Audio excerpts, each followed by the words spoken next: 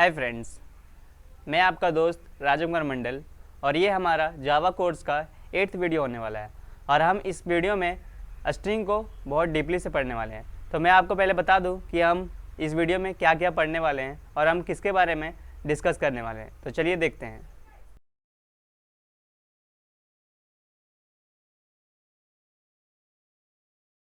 तो हम जो पहले जिस बारे में डिस्कस करने वाले हैं कि स्ट्रिंग है क्या, उसके बाद हम जो डिस्कस करेंगे कि string are immutable.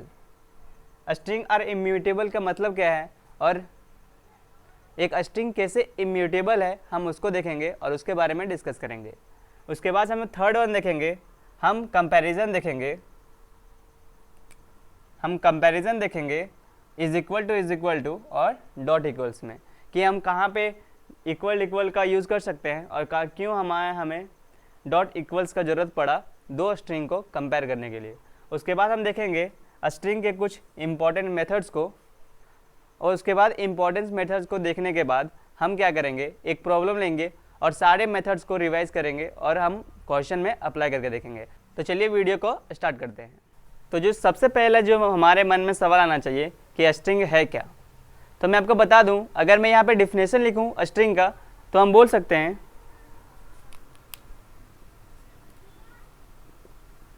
A string is the non-primitive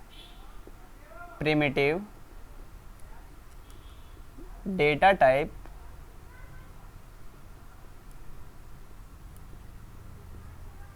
which can be used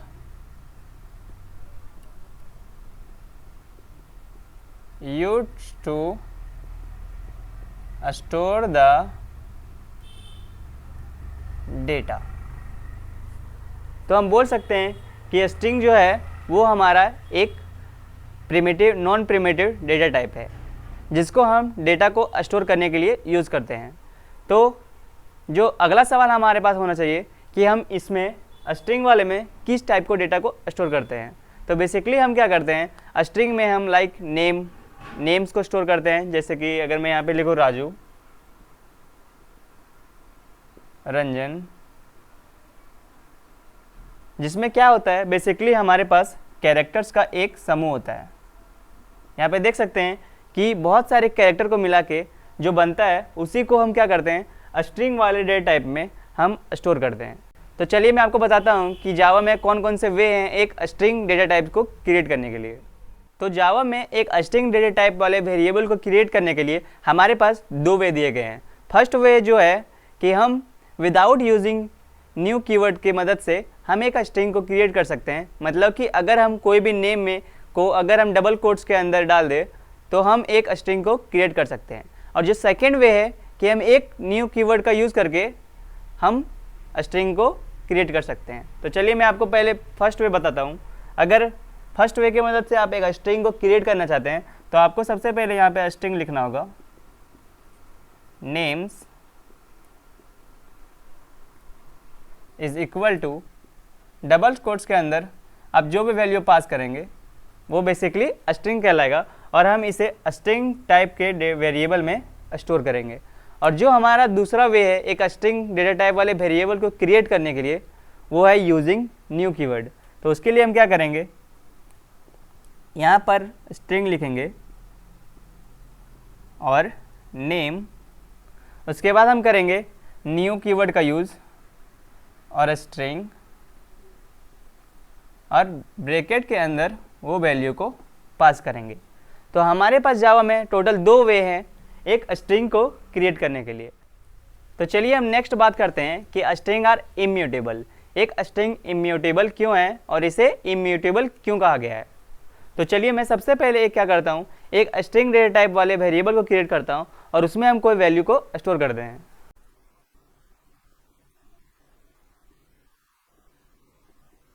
यहाँ पे देख सकते हैं कि मैंने एक स्ट्रिंग डेटा टाइप वाले वेरिएबल को मैंने क्रिएट कर दिया है और इसमें कुछ वैल्यू को मैंने स्टोर कर दिया है। तो अगर मैं एक बार एक कोई भी स्ट्रिंग के ऑब्जेक्ट को क्रिएट कर देता हूँ फिर मैं उसमें कुछ छेड़छाड़ नहीं कर सकता। लाइक मैं उसमें कुछ मॉडिफाई नहीं कर सकता, मैं उसमें से कुछ डिलीट नहीं कर सकता, मैं उसमें से कुछ रिप्लेस नहीं कर सकता। हाँ, बट कुछ मेथड्स हैं जो अलाउ करते हैं इसी में मॉडिफाई करके वो क्या करते हैं, एक न्यू स्ट्रिंग को हमें रिटर्न करते हैं, जिसको हम कोई दूसरे वेरिएबल में स्टोर करते हैं या फिर हम इसी वेरिएबल में उसे स्टोर कर देते हैं। इसीलिए जावा में जो स्ट्रिंग होता है वो इम्यूटेबल होता है। चलिए हम जो नेक्स्ट देखने वाले हैं कि इज इक्वल टू और डॉट इक्वल्स में क्या डिफरेंस है। तो इन दोनों में जो हमारा पहला डिफरेंस आता है कि ये एक ऑपरेटर है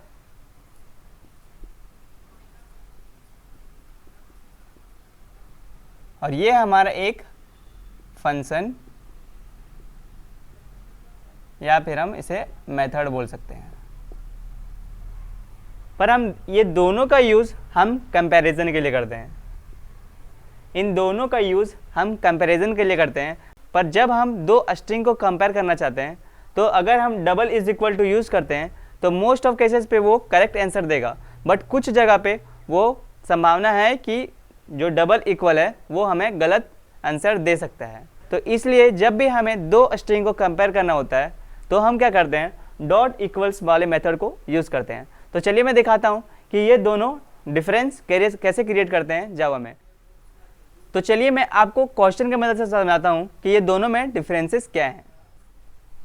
तो यहाँ पे देख सकते हैं कि मैंने जावा की कुछ बेसिक्स बॉयलर कोड के साथ मैंने कुछ कोड लिखा है। बेसिकली मैंने स्ट्रिंग डेटा टाइप वाले वेरिएबल एक S1, S2, S3 क्रिएट किया है और दोनों में जो तीनों में जो मैंने वैल्यू पुट किया है वो हमारा सेम है। तो चलिए हम क्या करते हैं कि हम इस S1 को S2 के साथ कंपेयर करते हैं डबल इक्वल के साथ, और S3 को कंपेयर करते हैं S1 के साथ, वो भी डॉट इक्वल्स वाले मेथड को यूज़ करके। तो अगर हम ये वाला लाइन यहाँ पे लिखूँ कि S1 is equal to S2 और जो सेकेंड है हमारा S1 is equal to S3, यहाँ पे देख सकते हैं कि जो मैंने तीनों जो वेरिएबल क्रिएट किया है उसमें मैंने सेम वैल्यू को स्टोर किया है। तो अगर हम ये अपने मुताबिक चले तो हमारे पास जो दोनों कंडीशन में जो आंसर आना चाहिए था वो हमें ट्रू देना चाहिए था।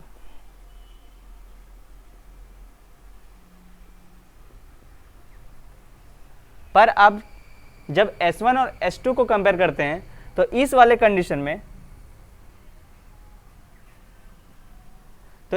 कंडीशन में ये हमारा आंसर ट्रू देता है। पर जब आप S1 और S3 को कंपेयर करते हैं डबल इक्वल्स के हेल्प से, तो जो हमारे पास जो आंसर आएगा वो हमारे पास ट्रू नहीं आने के बाद हमें फॉल्स देगा।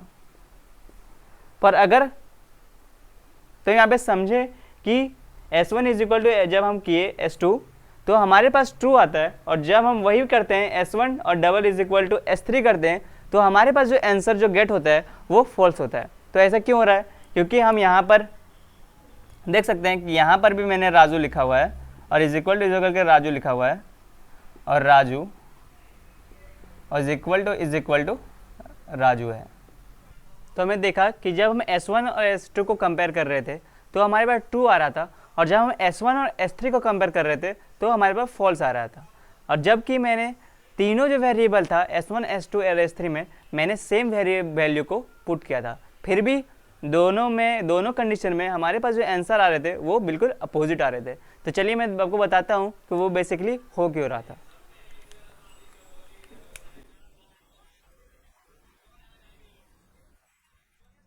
तो यहाँ पे देख सकते हैं कि मैंने यहाँ पे रेड लाइन से एक बाउंड्री सेट किया है, आप इसे मेमोरी मान सकते हैं। तो अब हम क्या करेंगे, एक एक करके लाइन को लिखेंगे और देखेंगे कि मेमोरी में वो लाइन कैसे इफेक्ट डालते हैं। तो जब हम ये फर्स्ट लाइन को लिखते हैं तो मेमोरी में क्या इफेक्ट होता है वो हम देखते हैं।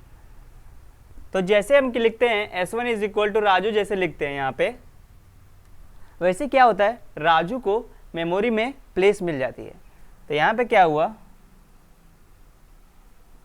राजू को मेमोरी में प्लेस मिल गई, और हमने क्या किया S1 में, वहाँ पे हमने S1 को वैल्यू को असाइन कर दिया है। इसका मतलब कि जो S1 ऑब्जेक्ट है वो पॉइंट करेगा मेमोरी में इस वाले वैल्यू की ओर। और फिर हम जैसे ही हम यहाँ पे एक और लाइन लिखेंगे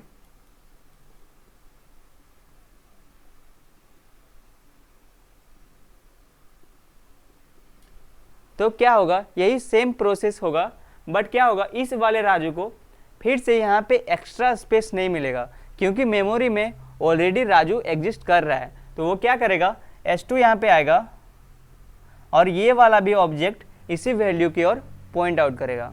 ये जो दोनों S1 और S2 ऑब्जेक्ट हैं वो एक ही वैल्यू की ओर पॉइंट आउट कर रहे हैं। यहाँ पे देख सकते हैं कि दोनों एक ही ओर पॉइंट आउट कर रहे हैं, वो भी एक ही वैल्यू को। बट हम जैसे ही हम यहाँ पे लिखते हैं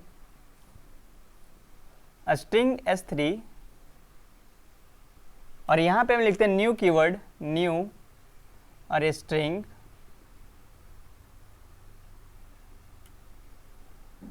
और यहाँ पे हम जैसे ये लिखते हैं तो ये क्या करता है, ये न्यू कीवर्ड एक मेमोरी में न्यू प्लेस लोकेट करता है। मतलब कि वो फोर्स करता है कि अगर वैल्यू हो भी फिर भी यहाँ पे मेमोरी में उसको एक न्यू प्लेस मिले ही। तो ये क्या करेगा, यहाँ पे एक और राजू को प्लेस लोकेट होगा और जब ये S3 है वो इस वाले ऑब्जेक्ट को पॉइंट करेगा। इसका मतलब कि ये S1 और S2 एक ही ऑब्जेक्ट को पॉइंट आउट कर रहे हैं और ये S3 एक अलग ऑब्जेक्ट को पॉइंट कर रहा है। तो वैल्यू तो सेम है बट यहाँ पे क्या हो रहे हैं, दो ऑब्जेक्ट अलग अलग हो जा रहे हैं। तो जैसे अब करेंगे हम, तो जैसे हम लिखेंगे S1 is equal to S2, तो वो क्या करेगा, ये जो double is equal to sign है, जो ये डबल इक्वल टू मैंने लिखा हुआ है, वो क्या करेगा, वो चेक करेगा कि जो दोनों S1 और S2 हैं वो सेम ऑब्जेक्ट को पॉइंट आउट कर रहे हैं या नहीं। तो यहाँ पे क्या करेगा, यहाँ पे जब चेक करेगा तो यहाँ देखेगा कि ये S2 भी इसी वाले पे पॉइंट कर रहा है और ये S1 भी इसी वाले पे पॉइंट कर रहा है। मतलब कि ये दोनों एक ही ऑब्जेक्ट को पॉइंट करने की वजह से डबल इक्वल यहाँ पे क्या देगा, रिजल्ट ट्रू। पर जैसे हम क्या करते हैं, यहाँ पे देखेंगे कि S1 is equal to S2 करेंगे, तो जब हम ये वाला लाइन लिखते हैं S1 is equal to S3, तो क्या करेगा, वो double is equal to check करेगा कि S1 और S3 दोनों एक ही ऑब्जेक्ट को पॉइंट कर रहे हैं या नहीं। तो यहाँ पे देख सकते हैं कि S1 तो ये वाले ऑब्जेक्ट को पॉइंट कर रहा है बट जो S3 है वो एक अलग ऑब्जेक्ट को पॉइंट कर रहा है। तो इस वाले सजेशन में कि दोनों जो S1 और S3 दोनों अलग अलग ऑब्जेक्ट को पॉइंट करने की वजह से अब जो हमारे पास जो आंसर आएगा वो फॉल्स आएगा। तो ये बेसिकली काम करता है डबल इज इक्वल टू। अब हम देखते हैं कि अगर हम डबल इक्वल्स करते हैं तो वो क्या होता है। तो अगर हम यहाँ पे करें S1 डॉट इज इक्वल्स, यहाँ पे हम डालते हैं S2, तो जब हम ये वाला लाइन लिखते हैं, तो डॉट इक्वल्स क्या करता है, वो ये नहीं चेक करता कि S1 और S2 किसको पॉइंट आउट कर रहे हैं। बेसिकली वो देखता है कि S1 और S2 जिसको पॉइंट आउट कर रहे हैं उसके अंदर जो वैल्यू है वो सिमिलर है या नहीं। तो ये चेक करता है कि S1 जो पॉइंट कर रहा है ये ऑब्जेक्ट का, तो इसमें भी राजू स्टोर है, और जो S2 पॉइंट कर रहा है वो भी राजू ये स्टोर कर रहा है। तो इस वाले कंडीशन में ये ट्रू लगा देगा। और बट जो यहाँ पे हमारे फॉल्स मिल रहा था इस कंडीशन में S1 is equal to S3 पे हम देखते हैं कि जब हम लिखते हैं S1 डॉट इक्वल्स S3, तो जब हम S1 और S3 को कंपेयर कर रहे थे डबल इक्वल से तो हमें फॉल्स मिल रहा था। अब क्या करेगा, जब हम ये वाला लाइन लिखेंगे तो वो चेक करेगा कि S1 जो ऑब्जेक्ट को पॉइंट कर रहा है उसके अंदर जो वैल्यू है और जो S3 जिस ऑब्जेक्ट को पॉइंट कर रहा है वो वाला वैल्यू दोनों सिमिलर है या नहीं। मतलब कि वो ये वाले ऑब्जेक्ट को कंपेयर नहीं करेगा, वो दोनों वैल्यू जो अंदर है उसको कंपेयर करेगा। तो यहाँ पे वो क्या करेगा, राजू को कंपेयर करेगा और इज इक्वल टू राजू को कंपेयर करेगा। तो डॉट इक्वल्स ऑब्जेक्ट के अंदर प्रेजेंट वैल्यू को कंपेयर करने की वजह से ये डॉट इक्वल्स यहाँ पे हमें ट्रू ला के देगा। तो ये डिफरेंस होता है डबल इक्वल्स में और डॉट इक्वल्स मेथड में। तो मैं जब भी आपको सजेस्ट करूंगा कि आप जब भी दो स्ट्रिंग को कंपेयर करने वाला ऑपरेशन यूज़ करें तो आप डॉट इक्वल्स का यूज़ करें ताकि आपको मैक्सिमम कंडीशन में आपको एक मैक्सिमम प्रॉपर आंसर मिल सके। तो चलिए हम आगे बढ़ते हैं और हम देखते हैं स्ट्रिंग के कुछ इंपॉर्टेंट फंक्शन के बारे में। तो जो हमारा पहला मेथड जो मैं आपको बताने वाला हूँ वो है to get the length of the string. मतलब कि अगर हम एक स्ट्रिंग क्रिएट करते हैं, जैसे कि यहाँ पे लिखता हूँ मैं हेलो वर्ल्ड, तो अगर मैं चेक करना चाहता हूँ कि ये वाले स्ट्रिंग में कुछ जो लेंथ है वो कितना है, तो बेसिकली उसके लिए हम क्या करते हैं, यहाँ पे हम लिखते हैं स्ट्रिंग नेम डॉट लेंथ। जब हम इस वाले फंक्शन का यूज़ करेंगे, डॉट लेंथ लगाएंगे, कोई भी स्ट्रिंग का नेम में डॉट लेंथ लगाएंगे तो वो क्या करेगा, हमें उसका लेंथ लाके दे देगा। हम चलिए आगे बढ़ते हैं सेकेंड मेथड की ओर। अब जो हमारे पास दूसरा मेथड है वो है किसी भी स्पेसिफिक इंडेक्स से हमें कैरेक्टर को गेट करने के लिए। अगर हम चाहते हैं कि जो भी इंडेक्स 2 पे जो भी कैरेक्टर स्टोर है वो हमें मिले, तो उसके लिए हम क्या करते हैं, हम care at फंक्शन को यूज़ करते हैं और यहाँ पे हम पुट करते हैं इंडेक्स। तो मैं चाहता हूँ कि मुझे पता चले कि इंडेक्स 5 पे कौन सा वैल्यू स्टोर है। तो जैसे हम करते हैं यहाँ पे s1 डॉट care at, यहाँ पे मैं डालूँगा इंडेक्स नंबर 5। तो जैसे मैं ये वाला लाइन लिखता हूँ तो वो क्या करता है 0 1 2 3 4 5। यहाँ पे देख सकते हैं कि अगर मैं पॉइंट करूँ 0 1 2 3 4 5 6 7 8 9, तो यहाँ पे टोटल 9 है। बट मैं क्या बोल रहा हूँ कि जो भी फिफ्थ वाले इंडेक्स पे है, जो भी फिफ्थ वाले इंडेक्स पे जो वैल्यू स्टोर है वो मुझे मिले। तो यहाँ पे जो हमारे पास जो वैल्यू आएगा वो है इंडेक्स w, क्योंकि इंडेक्स 5 पे हमारा w वैल्यू स्टोर है। तो यहाँ पे जो हमें गेट होगा वो w होगा। तो इस तरह हम कोई स्पेसिफिक इंडेक्स से हम कैरेक्टर को गेट करके हम उस टाइम कंपैरिजन कर सकते हैं, या फिर हम एक ऐसा एग्जांपल ले सकते हैं जैसे कि अगर हमें कंपेयर करना है कि उस वाले स्ट्रिंग में कितने a एग्जिस्ट करते हैं, तो उसके लिए हमें हर कैरेक्टर को निकाल के हमें a से कंपेयर करना होगा और जब ट्रू आ गया तो हमें उसे प्रिंट करा देना होगा। तो जब हमारे पास a आएगा दोनों को कंपेयर करने के बाद तो उसको प्रिंट करा देना है। तो चलिए हम बढ़ते हैं अपने नेक्स्ट मेथड की ओर। तो हमारा जो नेक्स्ट मेथड है वो है रिप्लेस मेथड। तो हम रिप्लेस मेथड को यूज़ करके हम कोई भी इंडेक्स में वैल्यू को चेंज कर सकते हैं और कोई भी सब स्ट्रिंग को हम वहाँ पे रिप्लेस कर सकते हैं।